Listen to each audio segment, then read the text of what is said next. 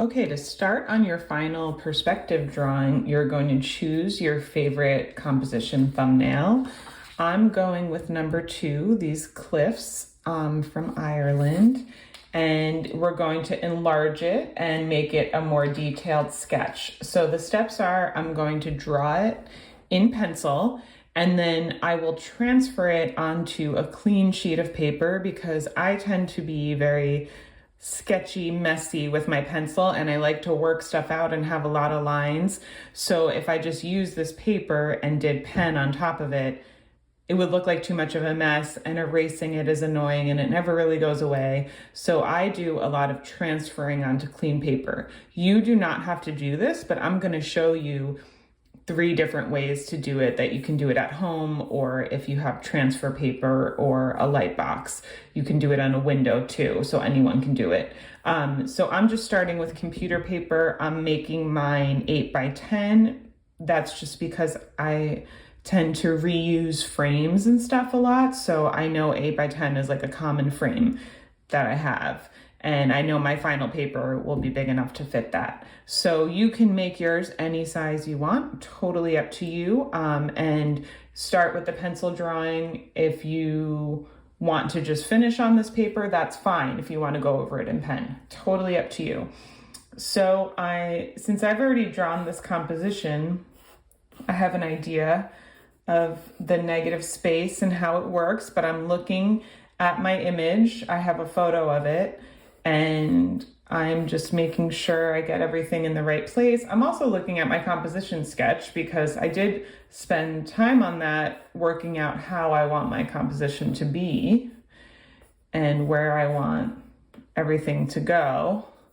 So there's a lot of triangle shapes. And before I get too far, I'm just kind of making sure my lines are all in the right place. My negative space is where I want it to be, and I'm just starting off really light. Like, I think this needs to be a steeper angle, more dramatic angle. And I can get my 1-point perspective in, and I actually think it might be on the page this time. So I can take a ruler, or you don't have to, you can eyeball it too. But I'm gonna just take a ruler to show you if you like to have yours more precise. This will be I think this line is maybe a little more straight. So I'm gonna have my vanishing point come out here. Remember, you can add paper to it if you wanna add paper and have your vanishing point. I'm not gonna be checking for that. It's just something that might be helpful. So your choice. Okay, so now I'm going to start adding some of the big sections of this cliff. So there's this very large cave, and I'm trying to think, is it in the center? And I don't think it's exactly in the center because I'm looking where the bottom of the cave is there's actually this shadow shape here that I didn't even notice before that's going to help me. So it goes from like a little past the bottom of the cave where this part kind of juts out, and the shadow shape is going to help me kind of decide. It's like round like this, and then it's a second lighter shadow here. So that's going to help me kind of decide where my cave is. And how far does it go up? I think it goes a little more than half of the width of the height of the cliff.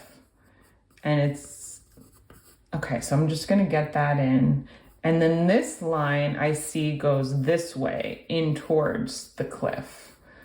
So of course there's more vanishing points and perspective in there, but we're just focusing on the main 1-point perspective for this because, like I said, you could spend a whole, 3 to 6 months learning perspective, and there's a lot to learn. So we're just starting with the basics so you can get comfortable. And then this comes out again. So I have these horizontal lines, and then I am coming back in. So this looks like it dips in And there is another little cave here. And then it comes sort of, there's a big vertical line that's going to help me. And then there's part of the cliff that comes up and a vertical line, and it goes in a little bit and out. And then this is a round shape. So I'm going to add a little bit of this. So even with a landscape that seems like there's not a lot of shapes you can pick out, I'm starting to see, and there's this like curve shape that I noticed before. I'm starting to see just the basic things, these ridge lines, whatever I can find that can help me get everything in the right place. Okay. And then it starts below here, and this is going to have atmospheric perspective and 1 point perspective. So this is getting a lot less detailed. And like I said, you can use your artistic license to make it even less detailed to make it seem further away. And I'm just having the lines go up like that. They go kind of up vertical, and then they kind of go in. So these lines are really going to help me define the shape of the cliff. So find anything like this, these defining lines in your image that can really help you create the look of it. Okay, and then this part, this last little part I'm like breaking it up into sections. This last section really starts up high from the section before. So it looks like it's an inlet or something, and then it kind of comes out. It's kind of like that.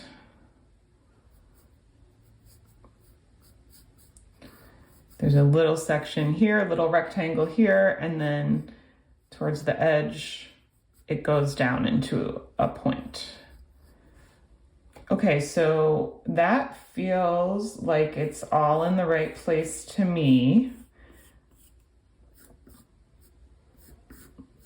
So I'm just really working this out. So that's kind of my second layer. My first layer was the big shapes. My second layer is getting in these different sections. And then here I want to mark that there's kind of a different change in the vegetation, and there's like a little bit of a dip here. Again, there's no wall at this, so it was a little scary. And then here. So this is a little darker here, and then it kind of goes this way. So I'm using these lines to help me. And now I'm noticing actually this line goes all the way to the edge. I could, of course, use my artistic license if I like this being cut off. But I think I want to try to get it a little more, because it kind of wraps around, which I think will look nice. So I'm going to erase this. Okay. And this is all that darker shading with more wildflowers and stuff. Okay, so now I'm going to come in and think about this ridge and the actual shape of it. So I think it actually comes out more like this, and the curve is more dramatic here. And I see, I'm just going to make lines for those, like all those rocks there. And I sort of see it. So this is like curving around and jutting out. So I'm not doing super detailed, but I'm kind of getting the shape more looking like it's supposed to look. And then it kind of, before it hits, it comes out. And I think now that I'm drawing that, this grass needs to come out even more. So I'm always adjusting and erasing and taking my time with my pencil drawing to get everything in the right place. So you're just going to keep going with your drawing like this and adjust your lines to get them in the right place. And I will keep going 2, and you can watch, or if you feel like you're good, you can move on to the next thing. What's in here? So I'm trying to get some of the nuance in here, but not, I don't want to go too detailed in case I need to make some changes again. But this is all in shading and shadow. And this is a really cool part that I want to like emphasize, because I feel like it's just pretty. There's so much texture in here, and I can kind of decide what I want to keep. Okay, now I'm working on the smaller cave, and I'm gonna adjust the shape of it. It's more of a rectangle than I thought. And I'm gonna fill that in so when I do my transfer, I can really see what's happening. And then this is a big shadow shape here, so I'm just gonna quickly fill that in. So I'm working quickly, I'm working in layers like we've been talking about, like layers of detail. And I'm not getting too detailed too quickly. There's a lot of these strong lines in here, and it's so interesting when you start drawing a place, even if it's a place that you love and you've taken so many pictures of, you just see so much more detail. And I think drawing can really like increase your appreciation for nature or whatever your subject matter is. You really start to look at things differently. You start to notice different details. I know for me, it is just a joyful and relaxing part of my life that I'm so glad I have, you know, that I've learned and that I continue to do. Okay. And no matter what it looks like, you're still getting, you know, this is by no means a great drawing, and I don't know what the final will look like. And it's the first time I'm drawing this. So I'm still, no matter what the outcome, still getting a lot out of it. Like a lot of enjoyment and relaxation. And it's like a active relaxation though, because my brain is working and I'm not thinking about anything that I'm normally thinking about that stresses me out. I'm focused on something, but I'm also relaxed. Okay, this kind of comes around. There's some interesting shapes here that I want to call out. This drawing is almost like this, you know, stage of the drawing is almost like an outline. I think of it as if like you're writing a paper. It's like the outline that's telling you where to go. So I'm making these marks to be like, okay, this is what this section is about. And this is what I want to make sure to emphasize in my final drawing. And it's never a waste of time to do these studies or initial drawings. I forgot to do this over here. And I think because I realized this should be longer. So there's this grass section. We're seeing the top of the cliff. And I definitely don't have it right up top here. So I'm just gonna erase and start it over. And this is the section, this is the stage in your drawing when you wanna erase stuff and start it over. Okay, so I'm thinking about this. This is the top. There's grass, this is all the grass part, and then it moves down into rock, and then comes out here and kind of dips in. And I'm looking at the edge of this cave, the little bump where the grass ends, this grassy hill ends, is kind of close to the edge of that cave. So I just want to get that more in the right place. And then we have the change here from rock to grass, and here from rock to grass. I don't know, it still feels a little too short to me. So think I'm gonna move this in more.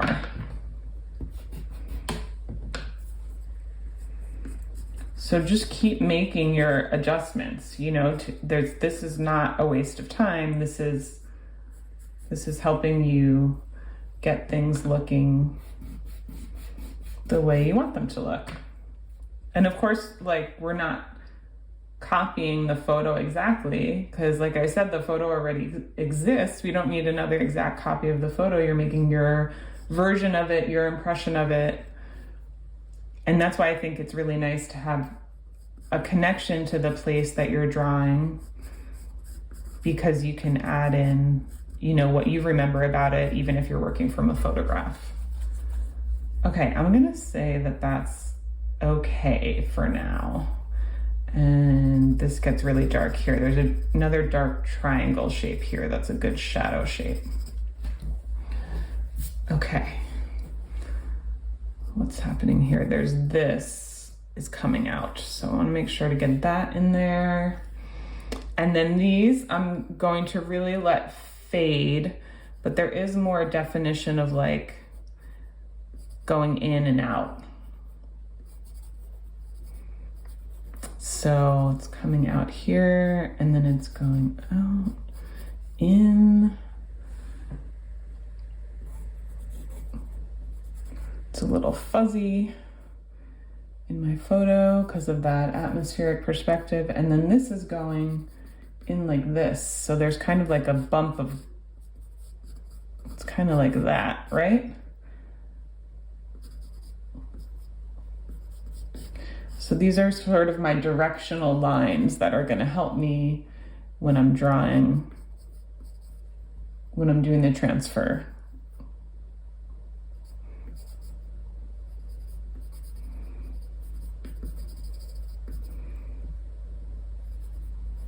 And there's kind of these, I don't know if there's other caves or something in here, but there's really dark lines. And then it's kind of coming out and going up.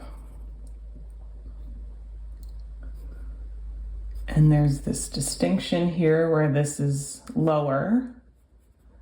And then another cliff looking, maybe some rock formations out here. And we go down. Okay, so I think this is a good sort of outline for my ink drawing. Make sure to get this shadow shape in here. And then there's another part of it that comes out even further. So it's the darker part and then the lighter part. And for my transfer, I'm just going to erase a little bit of these because when I want to make sure I'm seeing it correctly.